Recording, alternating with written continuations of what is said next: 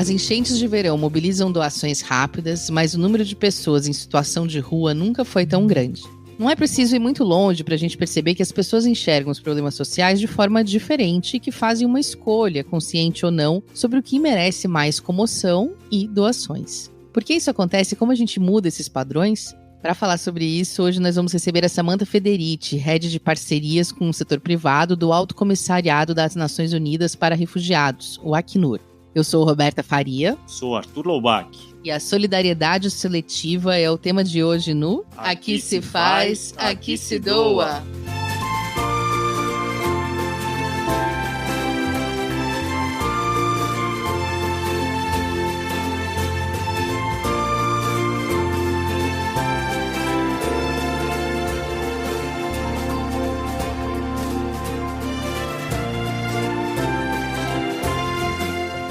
Está começando mais um Aqui se faz, aqui se doa, o seu podcast semanal sobre cultura de doação produzido pelo Instituto MOL com o apoio do Movimento Bem Maior, da Amor do Conselho Participações e da Ambev e divulgação do Infomoney. E hoje vamos falar de um assunto que pode ser bem espinhoso, mas rende uma conversa profunda.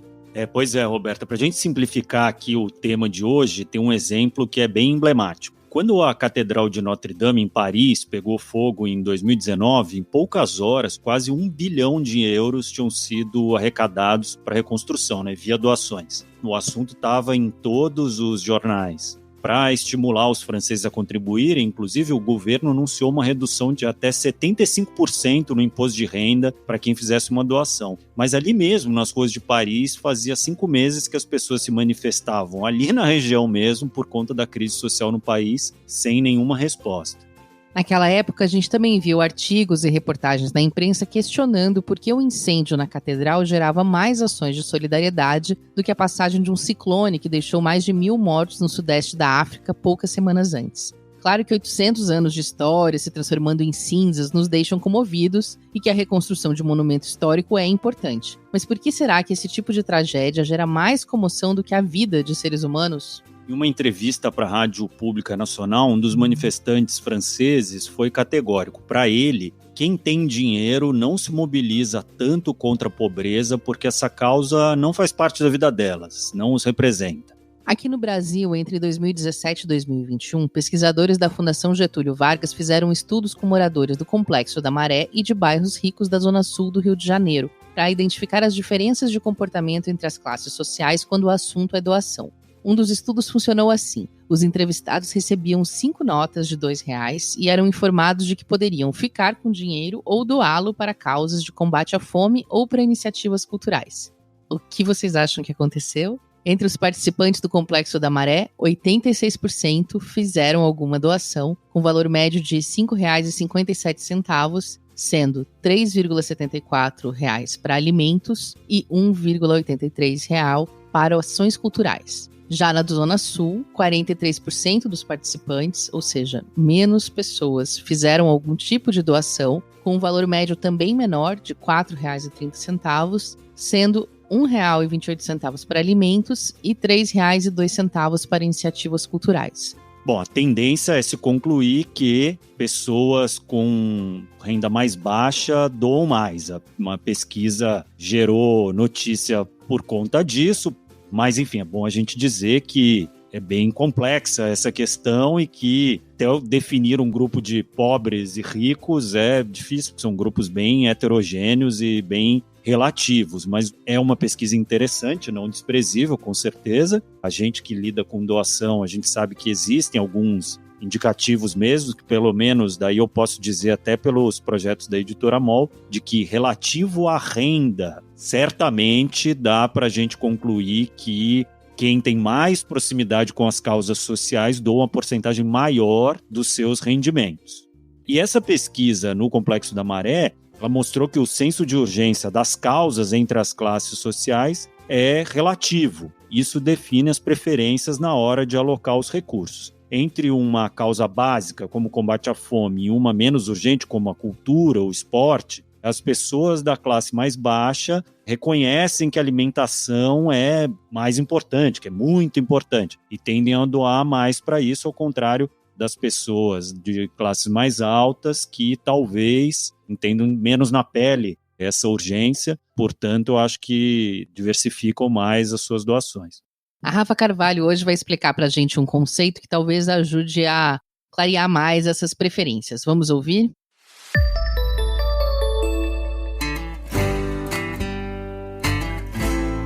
Oi pessoal, tudo bem? Olha, se você tá fazendo outra coisa ouvindo o glossário de hoje, eu sugiro que você pare só por 2 minutinhos para ter uma aula teórica a jato. Porque o glossário de agora vai explicar o conceito de solidariedade e as formas como ela pode se manifestar. Eu sei que parece simples, mas tem um mundo pra gente mergulhar aí que eu vou levar você pela mão. Então vamos junto. Bom, primeiro vamos para a definição do dicionário, né? Solidariedade pode ser definida como a comunhão de interesses e responsabilidade mútua. Mas agora, tendo isso em vista, a gente pode ir para um olhar mais sociológico também. Para o francês Émile Durkheim, que é um dos pais da sociologia moderna, dá para entender a solidariedade a partir de 2 tipos de consciência, a individual e a coletiva. Esse cara diz que cada pessoa tem uma própria consciência individual e que a combinação de todas as consciências individuais forma a consciência coletiva. Ela é quem é responsável, segundo Durkheim, pela formação dos nossos valores morais e é o que influencia as nossas escolhas. Para o Durkheim, a solidariedade nasce a partir dessa consciência coletiva. E aí a gente chega em 2 tipos de solidariedade também, dentro dessa consciência coletiva. A solidariedade mecânica e a solidariedade orgânica. Na solidariedade mecânica, o desejo da pessoa é diretamente influenciado pelo grupo onde ela está. Ou seja, o sentimento vai ser definido por laços familiares, religiosos, por tradições, costumes e por aí vai. Já a solidariedade orgânica nasce quando as pessoas entendem que elas são seres individuais que se unem não porque elas têm semelhanças entre si de alguma maneira, mas porque elas se enxergam como interdependentes dentro da sociedade. Ou seja, o que eu faço influencia na sua vida e vice-versa. E por isso a gente precisa se entender para se unir. Agora, depois dessa mini aula teórica, será que você consegue enxergar o que influencia as doações que você faz? Ou as doações que você pede na sua organização? Dá para fazer uma reflexão bacana até a semana que vem, quando eu, Rafaela Carvalho, trouxer mais um termo importante para a cultura de doação aqui no Glossário. Até lá!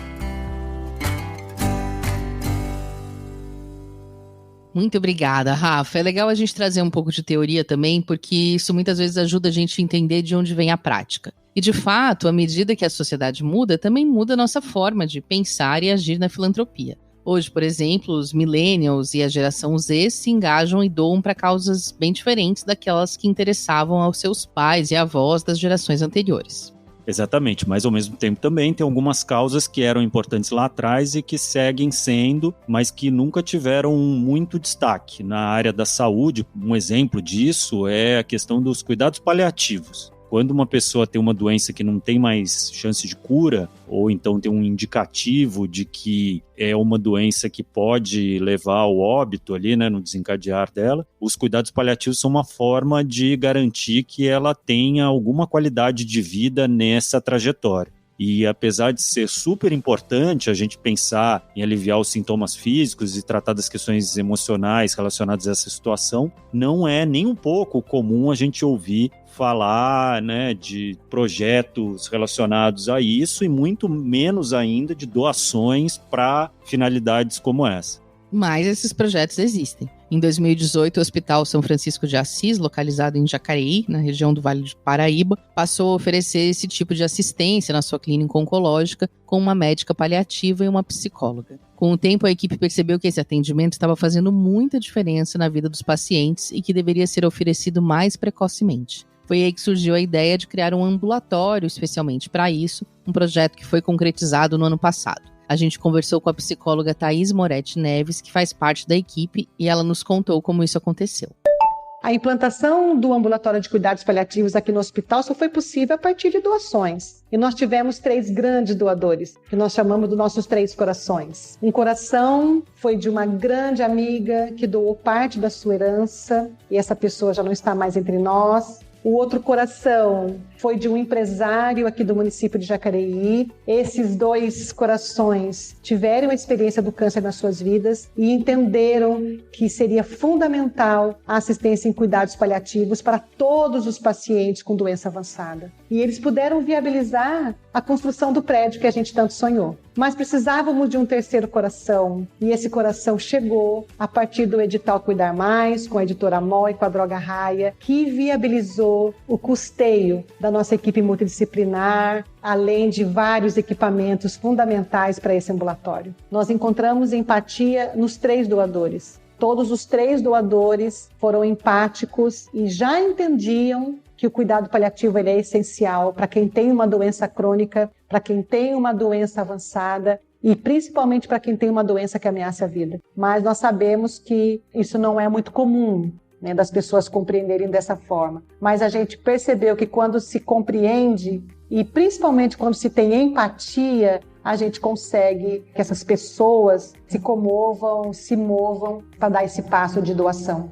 Foi uma grande alegria para nós, do Grupo MOL, fazer parte da realização desse projeto tão especial. Eu tive bem diretamente envolvido nisso. Inclusive, estive lá na inauguração e foi num momento de grande emoção. Lutei bastante por esse projeto e fico orgulhoso que ele tenha acontecido. A ideia da equipe do Hospital São Francisco de Assis é tentar que o ambulatório seja integrado à rede pública de saúde no município, né? Mas toda doação continua sendo bem-vinda.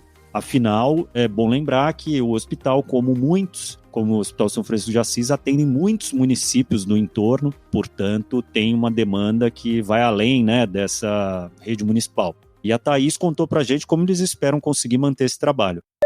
Realmente requer um trabalho da equipe de especialistas, um trabalho grande, porque além de você ter que mostrar o serviço que você oferece, é importante que você entenda que as pessoas ainda não compreendem na sua totalidade o que é assistência em cuidados paliativos. Na nossa realidade aqui no Hospital São Francisco, o serviço de cuidados paliativos está inserido no serviço de oncologia. Então, a causa do câncer nos ajuda na elaboração dessas estratégias para a gente poder estimular o engajamento para novos doadores. Uma das formas que temos de colocar público e buscar empatia, buscar esse engajamento é o relato de casos reais, de pacientes que estamos acompanhando no ambulatório de cuidados paliativos. Relatos de pacientes com câncer muito avançado que, através de uma assistência precoce em cuidados paliativos, com controle de sintoma eficaz e com todo o acolhimento de uma equipe multidisciplinar,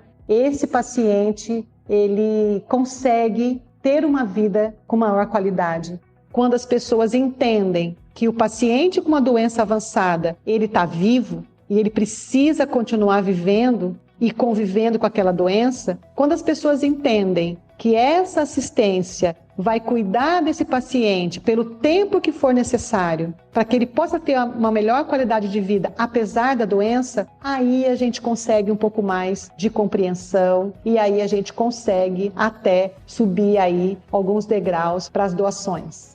Bom, a Thaís tocou num ponto muito importante para o nosso tema de hoje, a empatia, que é a capacidade de se colocar no lugar do outro. Segundo o dicionário da Associação Americana de Psicologia, a empatia por si só não implica em motivação para ajudar, mas ela pode se transformar em simpatia ou mesmo numa angústia pessoal, o que pode resultar em ação. Já o psicólogo canadense e professor da Universidade de Yale, Paul Bloom, não nega os efeitos positivos da empatia, mas ele traz uma visão mais crítica. Ele é autor do livro Contra a Empatia, por uma compaixão racional, e defende que no lugar da empatia a gente deveria desenvolver mais a compaixão. Isso porque a empatia nos põe numa situação de total envolvimento quando nos colocamos no lugar do outro. Já a compaixão nos coloca mais como observadores e aí sim podemos cuidar do outro em vez de se paralisar por essa dor.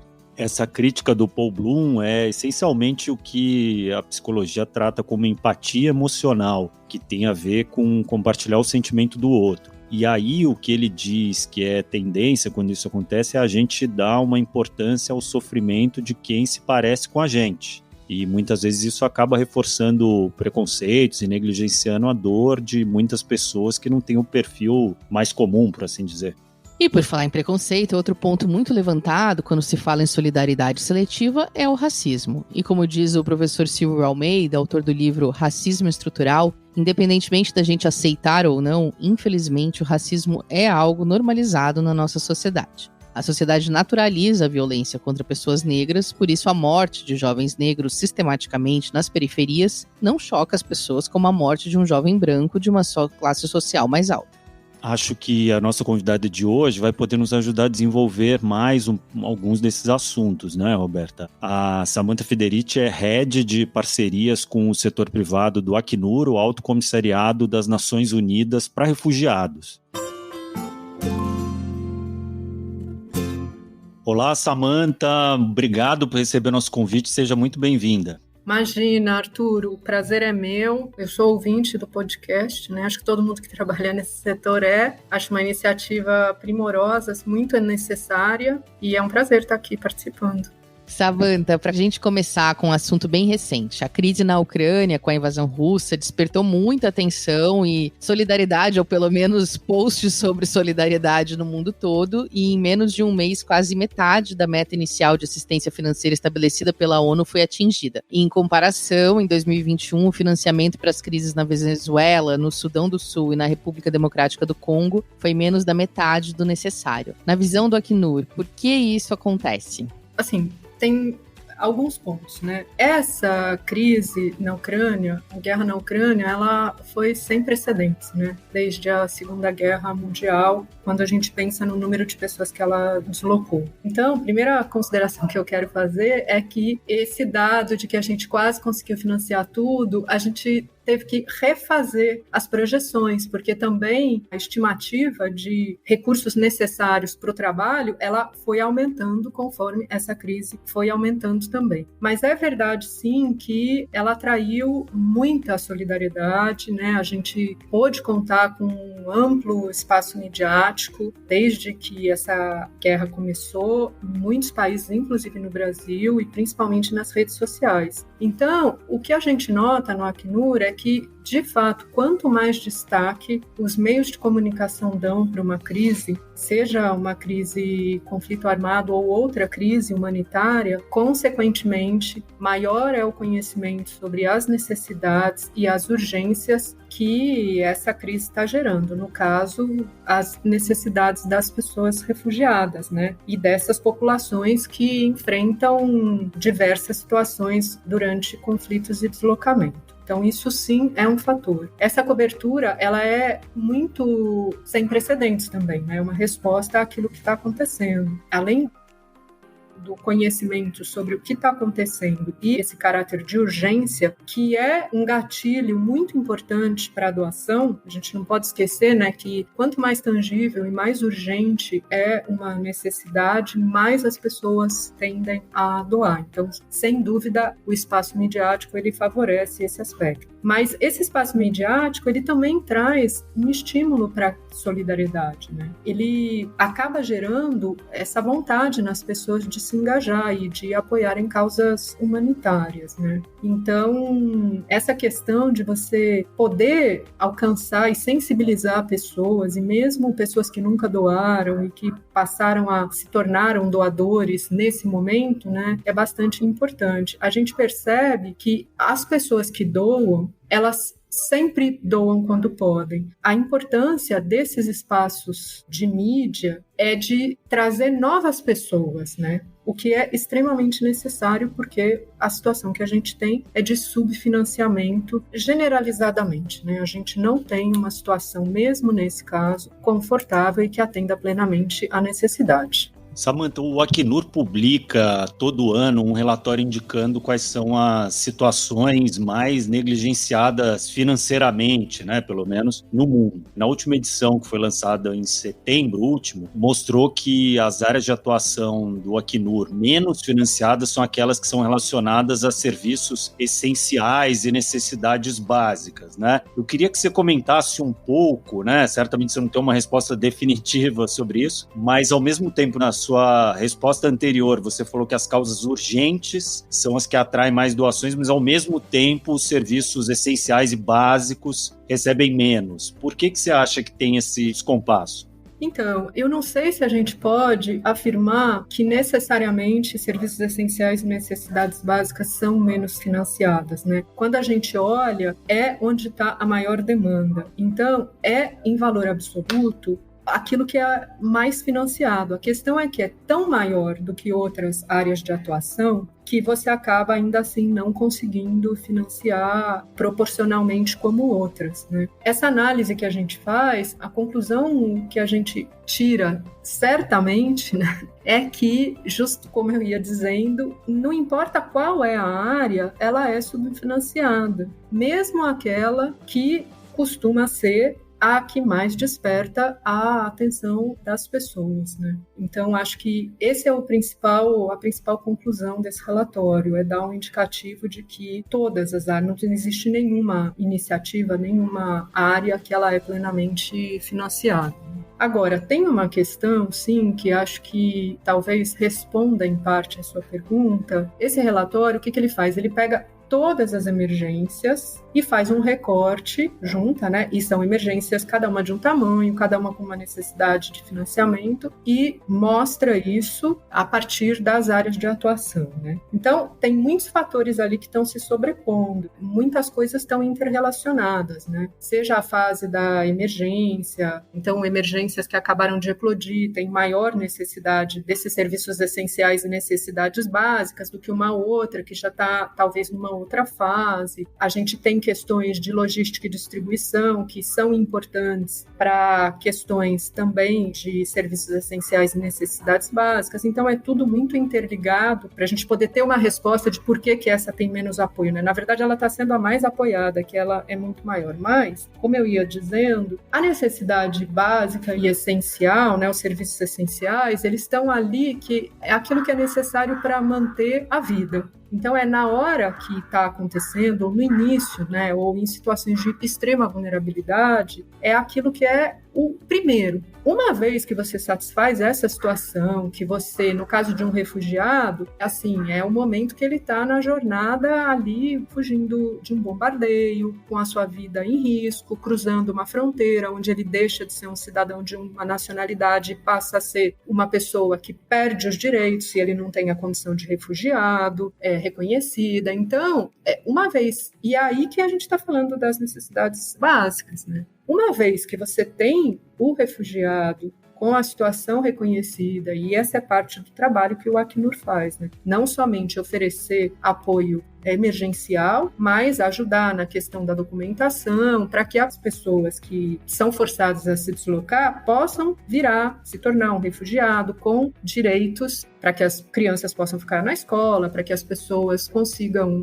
arrumar trabalho e começar a sua vida. E aí, essa parte, ela tem um caráter maior de conseguir virar uma página e dali garantir a inserção econômica, a partir da qual a pessoa tem mais autonomia e independência. Então tem esse fator também, né, que dependendo aí do tipo de financiador, pode ser mais atrativo você falar sobre empoderamento, sobre inserção econômica e sobre outras questões. E Samantha, para meter a mão no vespeiro mesmo, né? A gente ouviu muitos comentários durante a cobertura e ainda ouvimos, né? Que mostram um racismo desvelado agora, parece, né? De ouvir comentaristas dizendo, mas são gente como a gente, né? São loiros, cristãos, de olhos azuis. A gente viu isso na cobertura americana, na cobertura europeia. Da experiência do Acnur, é mais fácil mobilizar atenção e recursos quando você pede para pessoas que se parecem culturalmente com você, em comparação a pedir apoio para culturas muito diferentes? Por exemplo, para guerras que acontecem em países que têm outra religião, pessoas que são de outra raça, ou se tem outras diferenças do tipo, é mais fácil pedir em campanhas que envolvem crianças, afetam crianças, do que afetam populações em geral? Como que você enxerga isso na experiência do Acnur?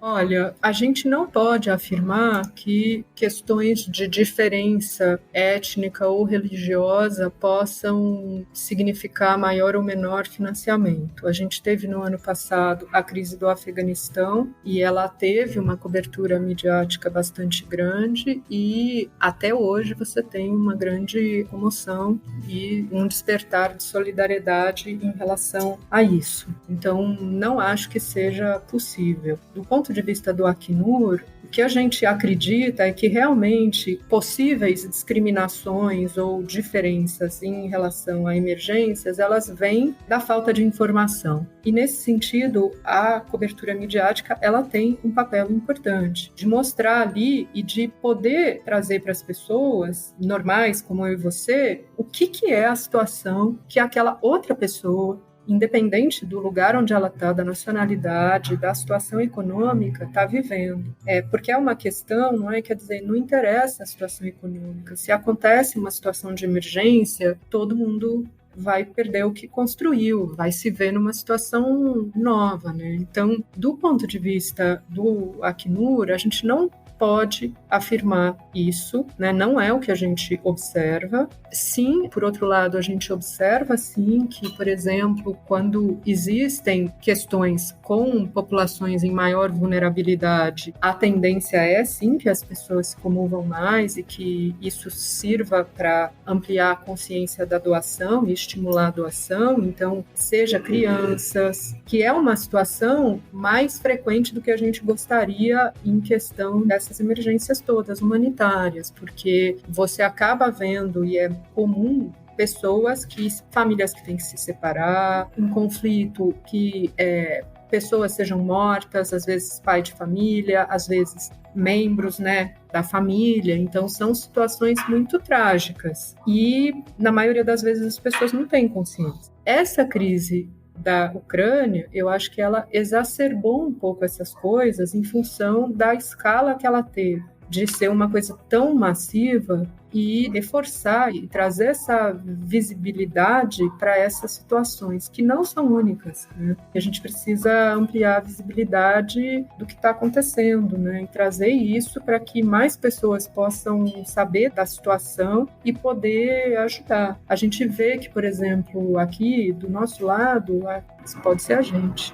E, Samanta, para concluir, bem trazendo esse ponto que você falou, como renovar o interesse e as doações quando o conflito se estende, né? A gente tem aí o Iêmen tá indo para 11 anos, Síria 11 anos também, os dois são de 2011, o início das guerras. A Ucrânia está completando 2 meses, né? Como você falou, esperamos que daqui a 1 ano já esteja sendo a reconstrução e não mais a guerra, mas às vezes, né, conflitos perduram. E aí, como que você renova o interesse pelo tema quando a mídia deixa, né, de cobrir porque já não é novidade, e ao mesmo tempo você renova as doações, né, para que elas deixem de ser pontuais e esses doadores que estão agora experimentando esse surto de solidariedade possam se tornar doadores recorrentes? Você tem algumas dicas que no fim acabam servindo para todas as causas que têm o desafio de criar doadores recorrentes? Uma das coisas que é muito importante para qualquer organização que trabalha no humanitário é a gente realmente aproveitar todas essas pessoas que descobriram a organização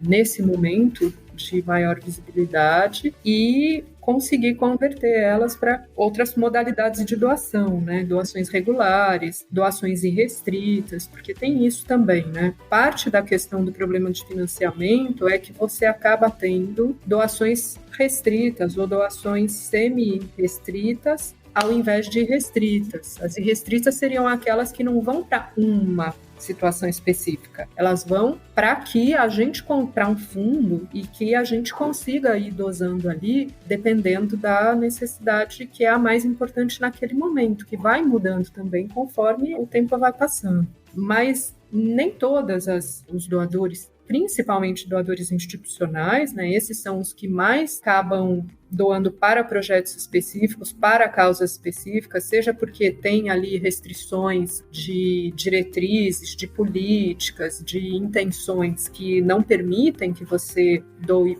de maneira irrestrita, enfim, então principalmente, né, doadores institucionais é muito raro que eles doem de maneira irrestrita, e você tem doadores individuais que acabam também, quando tem uma emergência, que daí é 100% restrito, acabam se mobilizando, mas aí é aquela situação, é uma doação restrita e é uma doação pontual, então existe um trabalho muito grande, tanto com institucionais quanto principalmente indivíduos, que é como é que a gente migra esse doador que teve esse primeiro contato, né, para poder ajudar outras emergências e de maneira mais regular. É um trabalho que todas as organizações devem ter, é difícil. Na verdade, essa questão de ambiente para doação, vocês estão até mais acostumados, talvez até do que eu, de ouvir as pessoas falar. Mas assim, a gente vive num país que institucionalmente não favorece a doação. É uma coisa bastante difícil, assim. Então, a gente, enquanto organização e todas as outras, tem as mesmas dificuldades de como que a gente consegue estimular mais esse ambiente de doação, mostrar para as pessoas a importância de apoiar regularmente, ter mecanismos que favoreçam, que estimulem esse tipo de doação de maneira mais ampla, porque... Bom, muito bom. Conversa longa, está convidada a voltar aqui outras vezes. Várias Samantha. outras perguntas.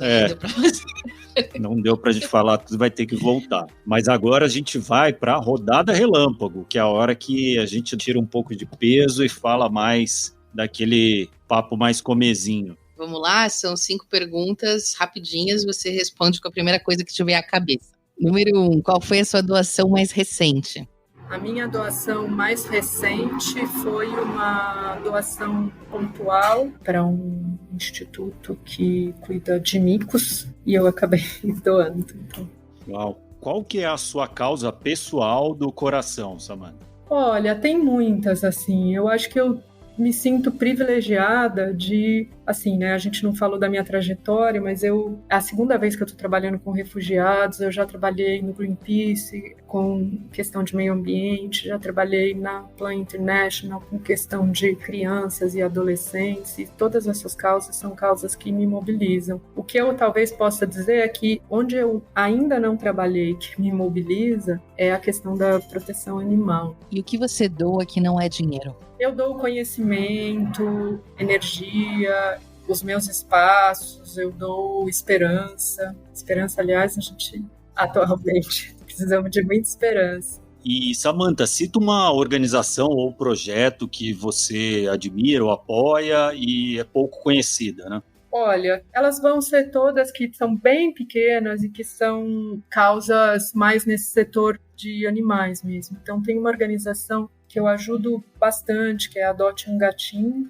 Enfim, a primeira organização aí que começou a lidar com essa questão, que é bastante pequena, e como ela, outras tantas aí que são minúsculas, assim, que fazem tudo na base de voluntariado, não são nem organizações com recursos previsíveis e regulares, né? Realmente não contam com nenhuma fonte garantida. E, Samantha, para encerrar, queria que você dissesse algo para alguém que ainda não doa, como que você convenceria essa pessoa a doar? Olha, eu acho que se a gente parar para pensar, cada um, né, no que tem, e pensar quanto que tanta gente não tem, sempre a gente consegue ajudar alguma coisa. Então, o que eu costumo dizer que convence é R$10, R$50 não vai mudar a sua vida, mas vai mudar a vida de alguém. E é isso que eu acho que as pessoas precisam pensar, sabe? E trazer para o dia a dia, porque às vezes a gente fala, não, eu não posso. Mas o que é poder ou não poder, né? Acho que a gente sempre pode fazer um pouco mais, né? E mesmo que não possa sempre, qualquer ajuda para quem está precisando, para essas organizações, nenhuma é plenamente financiada, trabalham em condições muito adversas, então qualquer ajuda é bem-vinda.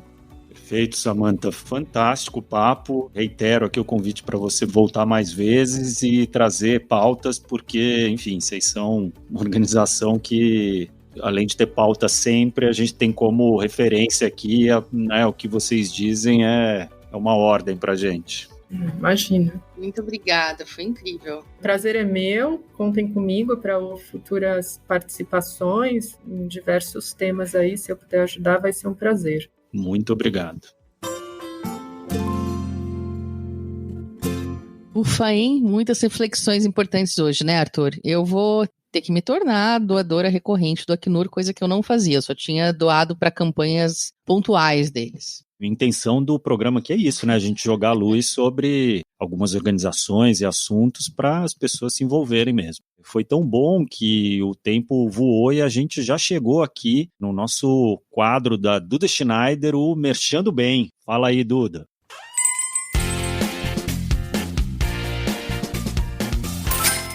Oi, gente! Eu sou a Duda Schneider e esse é o nosso quadro Merchando Bem. Uma causa que vimos ganhar mais destaque nos últimos tempos é a da dignidade menstrual. E ainda bem, já que a pobreza menstrual é um problema muito sério e real, não só no Brasil, como em diversas comunidades do mundo. Para melhorar essa realidade, a Corui, marca brasileira de produtos menstruais, construiu uma mecânica para facilitar o acesso aos seus produtos. A cada 10 coletores vendidos, um é doado para comunidades em necessidade, dentro do projeto Dona do Meu Fluxo, que eles criaram junto com a Raízes. Além do coletor, o projeto leva também para a comunidade visitada instruções do uso e conhecimento sobre empoderamento, sexualidade e autoconhecimento e rodas de conversas super acolhedoras. Ao todo, já foram mais de 1.200 coletores doados para mais de 21 comunidades. E não à toa, a Corui é uma empresa B certificada e possui várias outras iniciativas incríveis na sua cadeia de produção. Demais, né? Para conhecer mais, acesse o site corui.com.br. Espero que tenham gostado e até a próxima!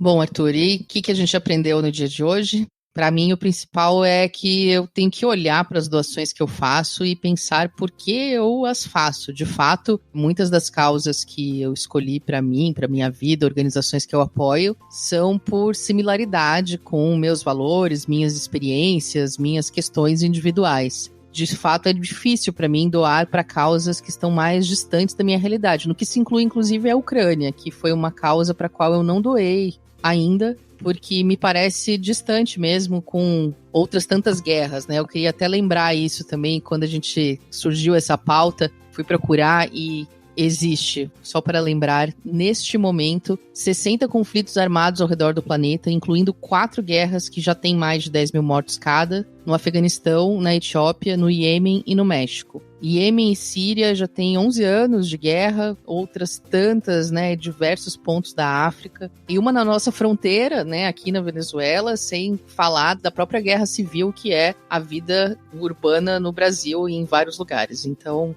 é difícil doar para longe do Brasil para mim ainda. E para você? Para mim, enfim, também, eu acho que definitivamente a gente tem que tratar do nosso bairro para depois ganhar o mundo. Então, se a gente tem problemas urgentes aqui, eu sempre vou achar que se a gente não fizer pelos nossos, quem fará? Mas eu acho que tem uma coisa que é importante a gente levantar aqui, é um tema talvez para outro programa e tudo, mas a gente tem que entender sempre que solidariedade é algo que é racional até certo ponto, mas é, antes de tudo, uma ação política e identitária. A gente doa para mostrar para o mundo quem a gente é e para a gente mesmo, ou para os que estão bem próximos da gente. De certa forma, é parecido com a escolha que a gente faz da roupa que a gente usa, o carro que a gente dirige, o livro que a gente leva debaixo do braço no festival de cinema, obviamente, né, mal comparando. Mas é uma forma de expressão.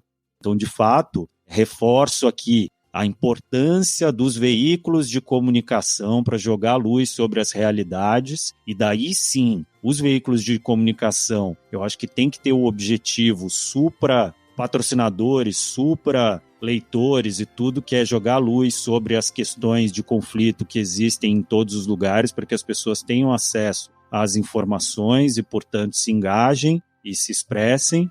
Bom, Arthur, muitos temas para refletir. E você, já tinha pensado sobre tudo isso que a gente conversou hoje? Conta pra gente lá no nosso Instagram, @InstitutoMOL, ou no nosso perfil do LinkedIn. E compartilha nas suas redes, que assim mais pessoas entram nessa conversa, porque no fim, como a Samantha falou fora do ar aqui pra gente, a questão não é dividir o bolo com mais pessoas, mas sim aumentar o bolo para mais causas. É isso aí, semana que vem estamos de volta. Se deixasse, a gente faria um programa aqui de 3 horas hoje. Esse podcast é uma produção do Instituto MOL, com o apoio do Movimento Bem Maior, do Morro do Conselho Participações, da Ambev, além da divulgação do Infomoney. Esse episódio teve produção da Mônica Herculano. O roteiro final e a direção são da Júlia Cunha e da Vanessa Henriques, a arte da Gláucia Ribeiro, todos no Instituto MOL. As colunas são da Rafa Carvalho, da Duda Schneider, da Editora MOL, e a edição de som é do Bicho de Goiaba Podcasts. Ufa, é isso. Até mais. Até mais.